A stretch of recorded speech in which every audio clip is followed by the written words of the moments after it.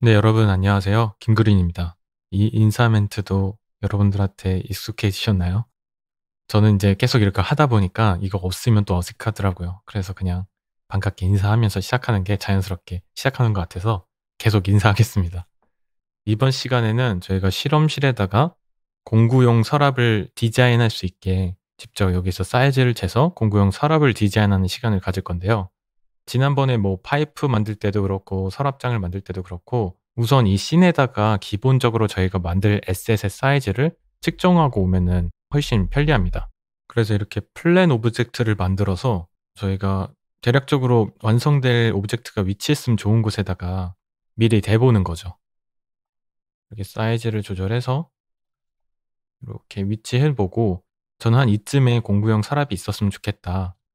그랬을 때 '사이즈가 한 이 정도 되겠구나.'라고 예측을 하고 요거를 인제 복사해서 새 프로젝트에 넣는 겁니다. 이번 예제 파일을 열어보면 여러분들은 이런 되게 친절하게도 제가 그냥 플랜 하나만 만들어 놓은 씬 파일을 받아보실 수 있을 거예요. 자, 여기서부터 시작해야 되는데 이게 그냥 플랜이 아니다. 이 씬에서 직접 사이즈를 잰 플랜이기 때문에 아주 특별한 플랜입니다.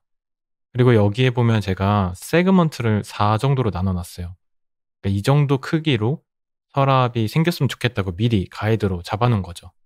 그럼 이거를 이용해서 저희가 서랍 디자인을 시작할 텐데 오늘은 기본적으로 서랍 프레임과 뒷판을 먼저 만들고 그다음에 서랍 안에 있는 칸들을 만들 거고요. 그다음에 서랍을 열 수 있는 핸들과 또 서랍에 붙어 있는 라벨을 디자인하는 시간이 되겠습니다. 먼저 디자인하기에 앞서서 제가 이 디자인이 어떻게 되었으면 좋겠다라는 거를 레퍼런스를 통해서 찾아봤는데요.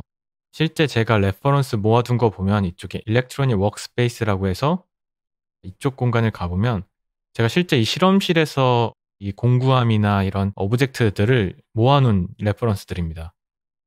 그중에서 저는 레퍼런스를 비교하다 보니까 아주 흥미로운 공통점을 찾았는데 여기 보면 이런 공구함이 있으면 굉장히 잘 어울리겠다라는 포인트를 찾았어요. 그래서 여기서 아이디어를 얻어서 레퍼런스를 찾아서 이 부분을 인제 핀터레스트에서 클릭하면은 관련된 이미지가 쫙 나오는 거죠. 그래서 이것들의 패턴을 파악해 보니까 서랍장이 이렇게 여러 가지가 있을 때가 있고 또 어떨 때는 이렇게 크기가 다른 형태가 있을 때도 있다는 걸 확인했습니다.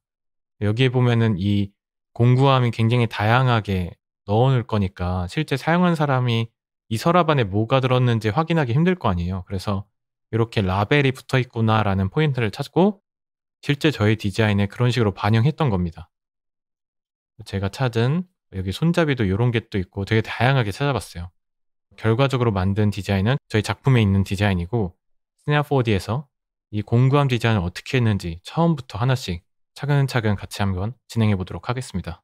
먼저 여러분들이랑 함께 진행할 실습에서 이 플랜 오브젝트가 나중에는 크기가 변형될 거라는 거를 저희가 예측을 할 건데 근데 이게 사이즈가 바닥에서부터 이렇게 올라가는 게 더 좋겠죠. 그래서 그렇게 하기 위해서 노드 오퍼레이터를 하나 불러와 보도록 하겠습니다. 지난번 시간처럼 왼쪽 위에 있는 에셋 브라우저를 키면 이렇게 여러 가지를 불러올 수 있는 창이 뜹니다. 여기서 저는 노드를 클릭해도 좋고 노드 오퍼레이터를 클릭하면은 딱 여기서 쓸 수 있는 것만 불러올 수 있으니까 이번엔 노드 오퍼레이터를 불러오겠습니다. 그리고 지난번에도 얘기했지만 모디파이어와 셀렉션이 가장 많이 사용하는 노드 오퍼레이터들입니다. 그래서 여기에 모디파이어에 가서 여기에 저는 리스트로 바꾸고요. 사이즈도 변형해서 자, 이곳에서 geometry axis라는 거를 불러와 보도록 하겠습니다. 요거를 드래그해서 이 플랜 오브젝트에 넣겠습니다. 이렇게 하면 axis y를 제가 이렇게 퍼센트로 올리게 되면은 이렇게 이 밑에 점이 축으로 변하는 거죠. 그래서 사이즈를 변형해도 이 바닥 지면서부터 올라가기 때문에 나중에 에셋을 막 바꿀 때도 훨씬 편리하겠죠. 요렇게 세팅을 하고 이제 플랜이 마무리가 되면은 지금부터는 프레임 디자인을 하도록 하겠습니다. 실제 이 플랜은 저희가 레퍼런스로 불러올 거고 나중에 이곳에 수정할 수 있게 할 거지만 이걸 가지고 저희가 프레임도 만들 거고 서랍장을 만들 거기 때문에 지금은 잠깐 꺼두고 인스턴스를 활용해서 나머지 디자인을 진행해 보도록 하죠. 일단 플랜을 잡고 저희 인스턴스 아이콘을 눌러서 이렇게 인스턴스를 불러옵니다. 그리고 이 플랫 널을 하이드하고 이 인스턴스는 빼도록 하겠습니다. 그 다음에 Alt G를 눌러서 널로 묶은 다음에 이거 이름을 frame이라고 네임하겠습니다. 여기 인스턴스를 보면은 현재 인스턴스 모드가 렌더 인스턴스로 되어 있는데 렌더링을 위한 인스턴스이기 때문에 실제 메쉬가 존재하지 않습니다. 그래서 이거를 메쉬를 변형을 하고 싶다 이럴 때는 인스턴스로 바꿔주는 거죠. 여기서부터 저희는 프레임을 제작하도록 할 건데요. 자, 이 상태에서 먼저 저희가 인색으로 여기 이렇게 조금 줄어들게 하고 그 다음 익스트루드로 이렇게 늘려보도록 하겠습니다. 그래서 inset modifier를 요 아래에 넣어보도록 하죠. 자, 이렇게 되면은 마치 이 부분이 이제 이 안쪽 면을 지워서 프레임을 만드는 거죠. 자, 이렇게 하고 익스트루드를 해보면 이렇게 구멍이 뚫린 서랍장이 완성되는 거죠. 여기에 구멍 뚫린 이유는 익스트루드에 캡을 하지 않아서 그렇습니다.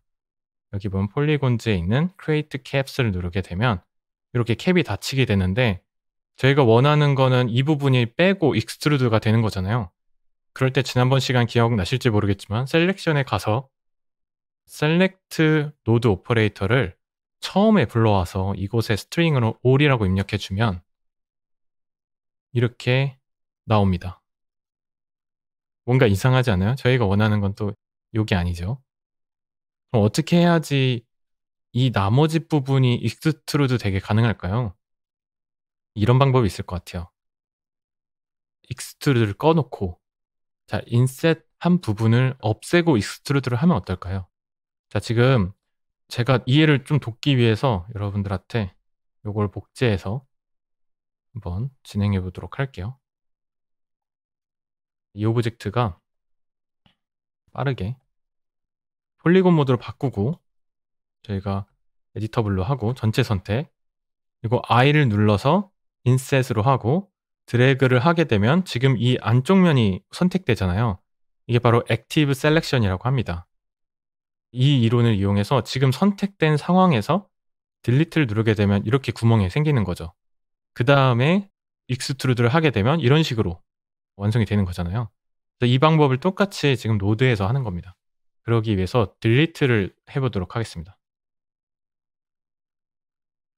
이렇게 이 구간이 구멍이 나게 되는 거죠. 확인되셨나요? 그 다음에 익스트루드를 하게 되면 이렇게 서랍장이 완성되는 거죠. 지금 일단 두께 조정을 조금 해볼게요. 인셋에 가서 너무 두꺼우니까 이건 나중에 저희가 에셋으로 사이즈 조절할 수 있겠죠. 한 4%만 이런 얇은 서랍장을 만들어 보도록 하겠습니다. 익스트루드는 지금 20cm 나쁘지 않은 것 같아요. 이것도 나중에 이렇게 조절할 수 있는 에셋으로 저희가 바꿔야 되는 거죠. 자, 이렇게 저장을 한번 해주고 이 상태에서 이 프레임을 지금 저희가 보면은 이런 엣지 부분이 있어요. 저희가 만약에 여기에서 베벨 디포머를 사용해서 엣지 부분을 약간 부드럽게 처리하고 싶다. 그러면은 이 디포머에 있는 베벨을 사용해야 되겠죠? 맨 아래 있었네요. 자, 베벨을 찾을 때 저는 Shift C를 눌러서 베벨이라고 입력해서 넣겠습니다. 이렇게 넣게 되니까 뭔가 지금 이상한 옆면도 같이 찌그러지잖아요. 앵글을 이렇게 늘려봐도 뭔가 이상하지 않아요? 일단 옵셋을 0.1로 줄여보도록 하겠습니다. 지금 보니까 저희가 원하는 거와 달리 이거 앵글을 조절해봐도 지금 이렇게 오브젝트들이 이상하게 꺾이는 모습을 확인할 수 있는데요. 저희가 원하는 서랍 바깥면은 모두 다 이어져야 되잖아요. 이 부분은 어떻게 처리해야 될까요? 자, 이 부분을 처리하기 위해서 먼저 이 중간면을 없애보도록 하겠습니다. 이런 면들. 이 면들을 없애기 위해서 어떻게 해야 될지 고민하다가 아래쪽에 있는 untriangulate를 썼습니다. 자, 이거를 갖다가 넣게 되면은 아무 이상이 없는데 create angon이라고 체크하게 되면은 아무 이상이 없죠. untriangle 했는데도 불구하고 이 라인이 없어지지 않죠. 이 이유는 바로 extrude에 보면은 use iceland를 체크해야 됩니다. 이렇게 하게 되면은 비슷한 앵글에 있는 폴리곤을 하나로 묶어주는 역할을 합니다. 그래서 저희가 딱 봤을 때 정확하게 이제 나무 프레임처럼 딱 되는 거죠. 자, 언트라이앵글을 이용해서 저희가 이 나눠진 선을 없앨 수 있었습니다. 왜냐하면 이 폴리곤이 합쳐진 상태이기 때문입니다.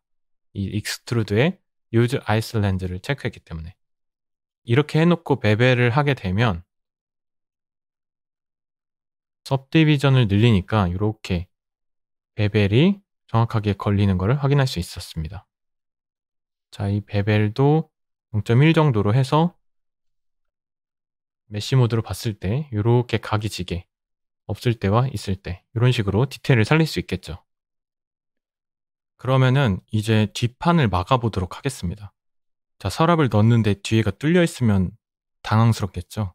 뒷판을 제작하기 위해서 이제 프레임은 닫고 프레임에 사용됐던 이 플랜 인스턴스를 그대로 복사해서 사용하도록 하겠습니다. 뒷판 완성됐네요. 그러면 안 되죠, 사실. 왜냐면 뒤쪽으로 저희가 두께가 늘어나기 때문에 이게 뒤쪽으로 이동돼야 되고 요즘 플랜 자체는 너무 얇으니까 종이잖아요. 이걸 좀 두께를 줘야 되는 작업을 제가 노드를 활용해서 만들어 보도록 하겠습니다. Alt G로 묶은 상태에서 여기에 이름을 백플레이트라고 하겠습니다. 여기서는 어려운 노드가 필요 없을 것 같아요. 먼저 두께를 정할 수 있는 제가 프레임을 잠깐 하이드 할게요.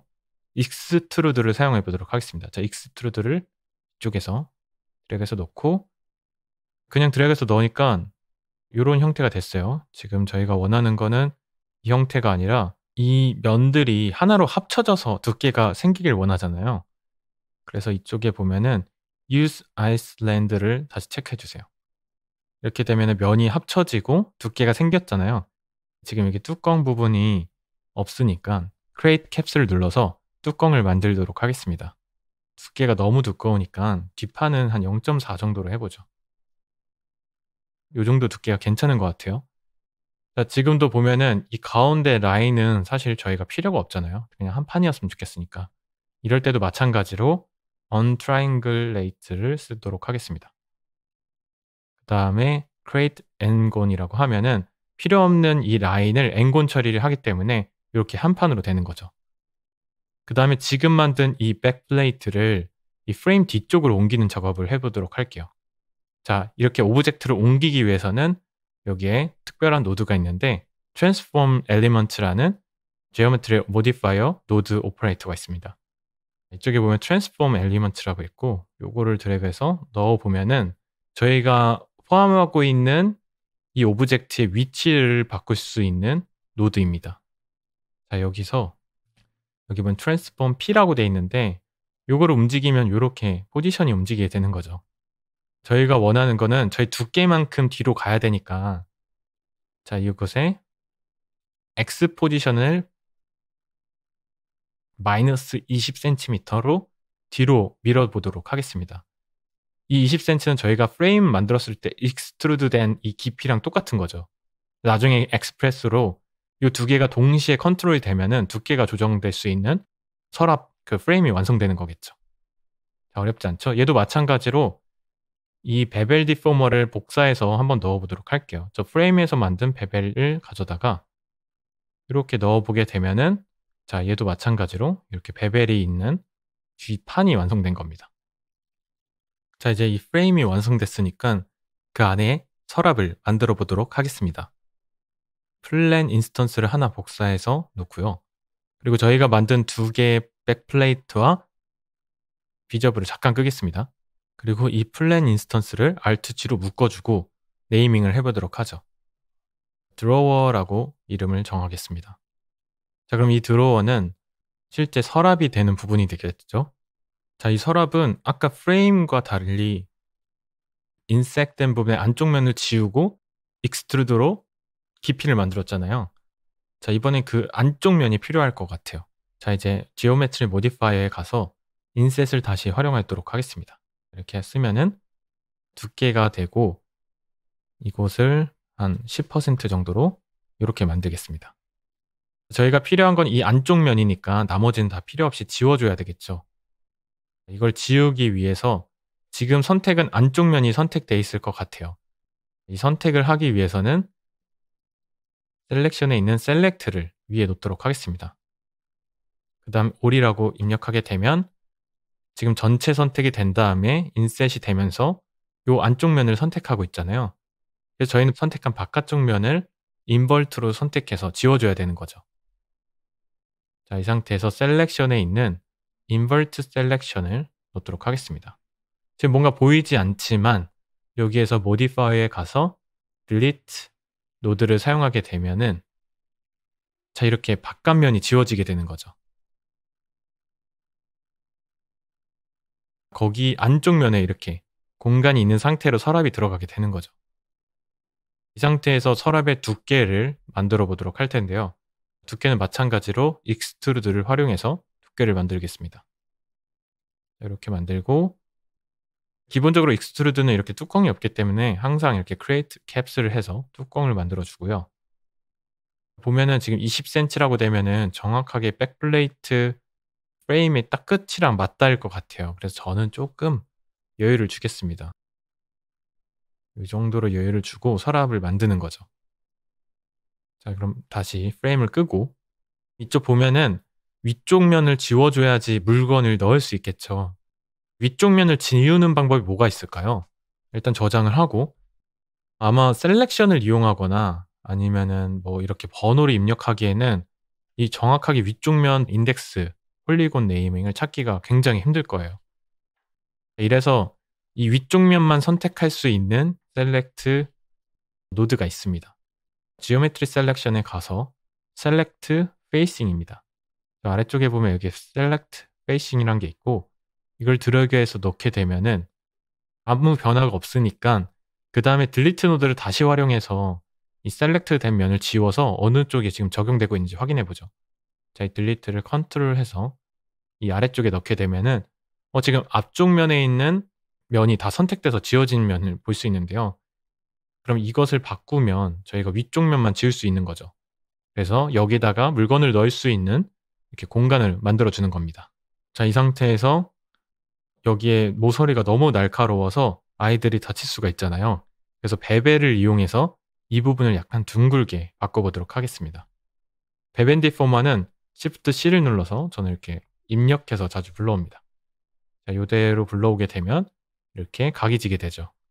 자, 이 부분을 조금 더 스무스하게 하기 위해서 한 두께는 옵셋은 0.3 정도로 살짝만 해주고 자, subdivide를 여기서 좀 늘려서 아주 부드러운 면으로 처리해 보도록 하겠습니다.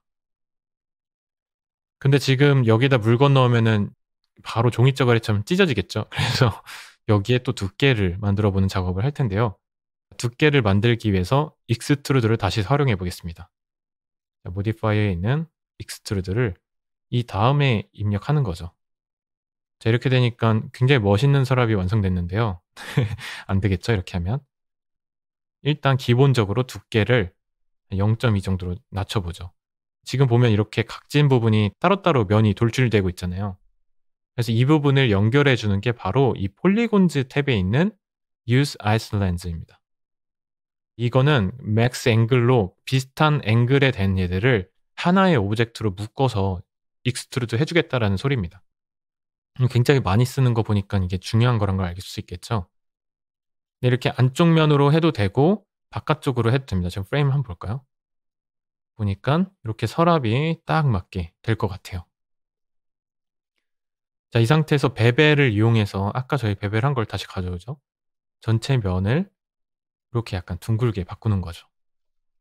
그러면은 아주 모양이 이쁜 서랍이 완성됐습니다.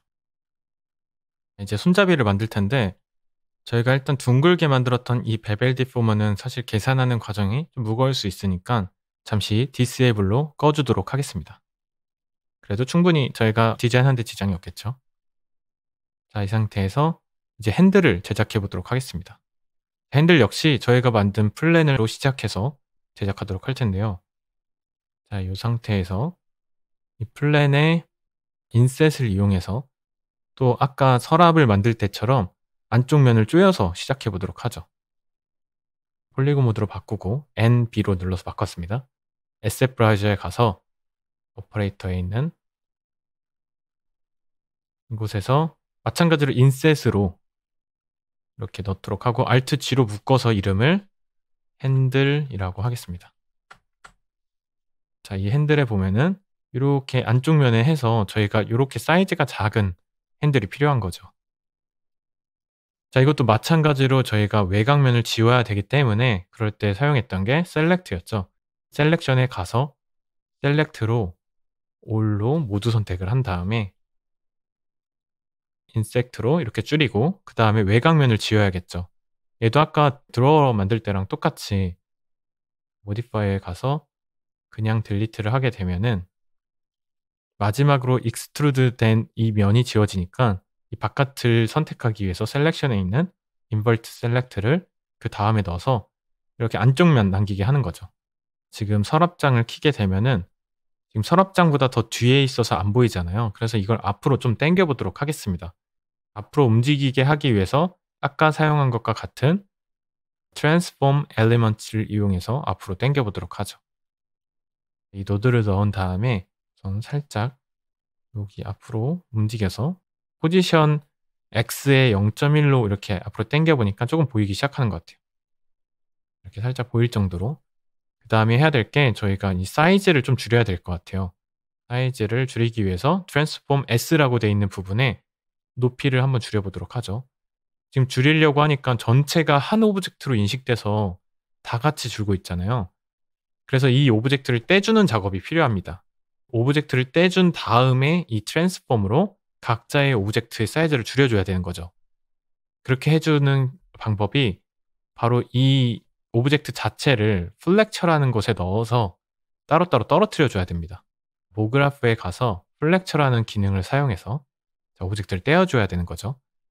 플렉처는 이 폴리곤이 맞닿지 않은 면들을 따로따로 인식해서 떼어주는 기능이 있습니다. 저희가 만든 플랜 인스턴스를 여기에 넣어주시고요.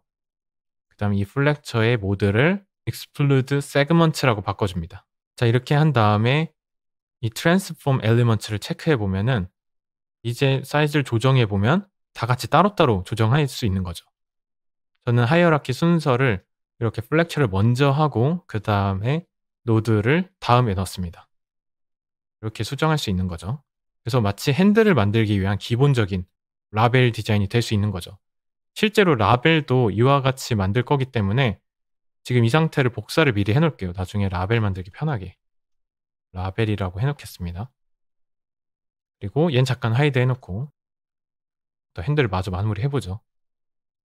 이 상태에서 어떻게 하면 될까요? 일단 핸들 사이즈를 0.5 너무 작은 것 같아요. 여기서 이제 각자의 아이디어에 맞게 핸들 사이즈를 정해주는 거죠. 면을 돌출시켜서 한번 나와보도록 하죠. 면을 돌출시키기 위해서 익스트루드를 써주겠습니다. 익스트루드가 들어가면은 반대쪽으로 들어가고 있잖아요. 이거 옵셋을 마이너스로 해서 앞쪽으로 튀어나오게 하는 겁니다. 너무 많이 튀어나왔으니까 마이너스 0.5 이 정도로 하도록 하겠습니다. 지금 이 상태에서 손가락으로 당기려고 하면 굉장히 열받겠죠. 이거 손가락 넣을 데가 없으니까. 그래서 손가락을 넣을 수 있도록 저희가 작업이 필요합니다. 이제 아까처럼 페이싱으로 여기 위아래 높이에 있는 면들을 지워주게 되면은 이렇게 손잡이를 넣을 수 있는 형태가 될 것 같아요. 셀렉트 페이싱을 다시 사용해서 면을 지워줘 보도록 하죠. 셀렉션에 가서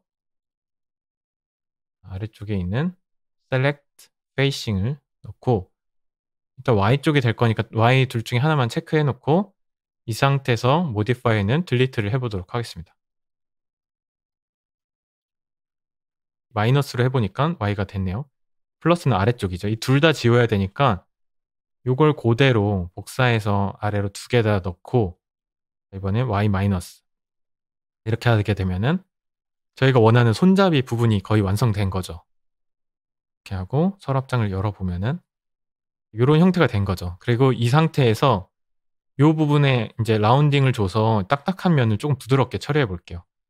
자, 이럴 때도 마찬가지로 베벨을 활용하면 되겠죠. 베벨을 입력해서 Shift C 그 다음에 이 베벨을 만들고 베벨에 한 0.15 이 정도로 이거 सब디바이드를 조금 올려서 부드럽게 처리하는 거죠. 이 정도로.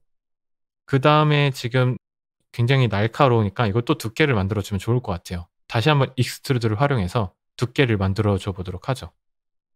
엑스트루드로 하면은 난리가 나니까 이거를 좀 진정시키고 0.1 정도, 그리고 캡스를 만들어서 뚜껑을 만들어야 될 거고, use Iceland를 해서 이 면이, 이거 체크를 안 하면 이렇게 따로따로 겹치게 되는 거죠. 체크를 해서 이렇게 연결되는 서랍의 손잡이를 완성할 수 있었습니다. 자, 여기서 특별한 거는 이 플렉처라는 거 덕분에 이 하나의 오브젝트가 아니라 따로따로 또 제어할 수 있는 방법이 생긴 거죠. 자, 그러면 여기서 라벨 디자인으로 이 거의 서랍장의 마무리를 해보도록 하죠. 이렇게 된 상태에서 라벨이 지금 돼야 될 부분이 마찬가지로 트랜스폼으로 좀 튀어나와야 될 것 같아요. 아까 트랜스폼 너드 엘리먼트 이걸 활용해서 튀어나오고, 이제 라벨은 약간 요런 네임이 붙어야 되는 뭐 종이 같은 거니까 이런 식으로 사이즈가 되면 괜찮을 것 같아요. 그 다음에 위치가 이런 데 붙어야 되겠죠. 이렇게. 그래서 이쪽에 보면은 이 내비게이트를 활용해서 위치를 바꿀 수 있습니다. 내비게이트이 잘 안 되는 이유가 뒤에서부터 확인해 볼까요? 이렇게 한번 지어보고, 이게 왜 안 됐을까? 이렇게 모양이 안 좋을까? 딴 거를 잠깐 가려보고, 이 내비게이트이 원활하게 안 되는 게 인셋 부분이 너무 작게 된 것 같아요. 요 범위에 따라서 여기에서 사이즈를 돌아다녀야 되는데 지금 이게 너무 크니까 여기 안에서만 돌아다니면은 이제 범위가 좁아지잖아요. 그래서 이번엔 인셋을 조금 넓게 해놓고 그 다음에 나머지 면을 지운 다음에 플렉처로 분리를 시키는 거죠. 그 다음에 트랜스폼 엘리먼트를 활용해서 사이즈를 다시 정해주는 겁니다. 자, 사이즈를 정해주고 훨씬 작을 수 있겠죠, 이렇게. 그리고 이곳에 이 컨트롤러를 이용해서 이렇게 위치를 조정할 수 있는 겁니다. 그럼 서랍 바깥으로 나가면 어색하니까 인셋을 조금 더 올려보죠. 이렇게 해서 20%로 할게요.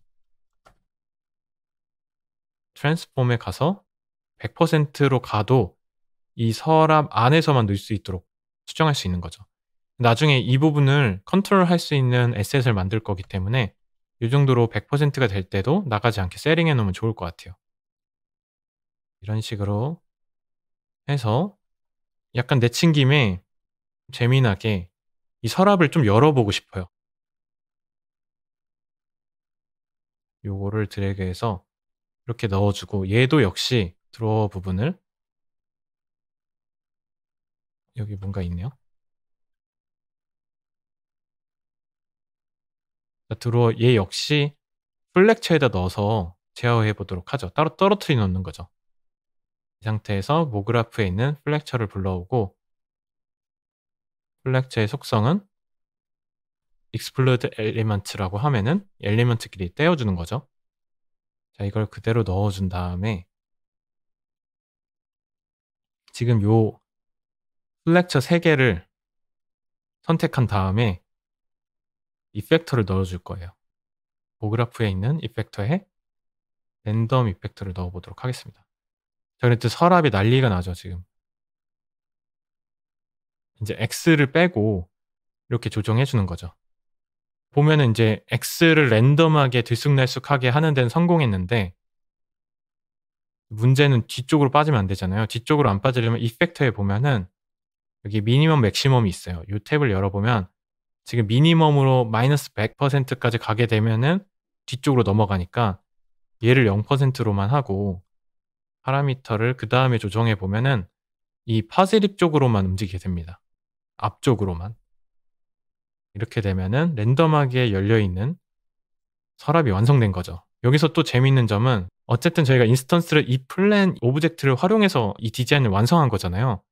그래서 여기서 저희가 세그먼트를 바꿔주기만 하면은 서랍장의 개수가 달라지게 됩니다. 아주 재밌죠? 그래서 이런 약간 넓적한 모양의 서랍장도 같이 가능하고, 이게 바로 그 프로시저럴 모델링의 강점입니다. 자, 그리고 또 재미난 걸 더 할 수 있을 것 같아요. 이 상태에서 저희가 이것도 랜덤하게 또 나눠질 수도 있잖아요. 그래서 저희가 배웠던 셀렉션에 가서 그럼 노이즈를 해도 되고 여기 랜덤 셀렉션이 있어요. 랜덤 셀렉션을 이용해서 랜덤하게 선택해 주고 모디파이어에 있는 subdivision 요렇게 해 주면 지금 랜덤하게 선택된 부분이 또 나눠지잖아요.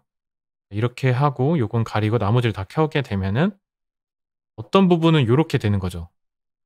지금 보니까 약간 이렇게 나눠지는 부분이 생기는데 드로어에 보면은 요런 라인들이 생긴 걸 확인할 수 있는데요. 이 부분을 지우기 위해서 드로어 안에 untriangle을 이용해서 이 면을 지워주는 겁니다. 이렇게 하면은 지금 제대로 작동을 하죠.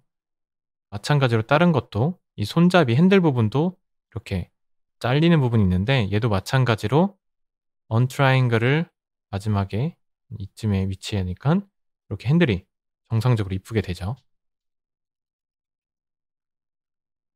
자, 라벨 부분도 보면은 여기다 untriangle을 하니까 이렇게 라벨도 이쁘게 처리가 됐습니다. 이제 다 켜보고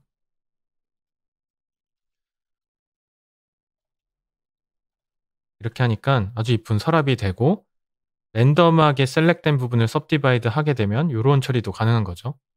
subdivide가 하지 않을 땐 이렇게 4개의 서랍장 그리고 이 세그먼트에 따라서 이렇게 서랍장이 자연스럽게 프로시저럴하게 생기는 모습을 확인할 수 있었습니다.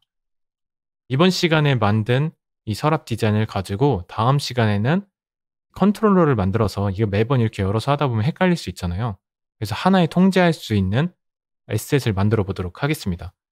그럼 다음 시간에 뵙겠습니다. 감사합니다.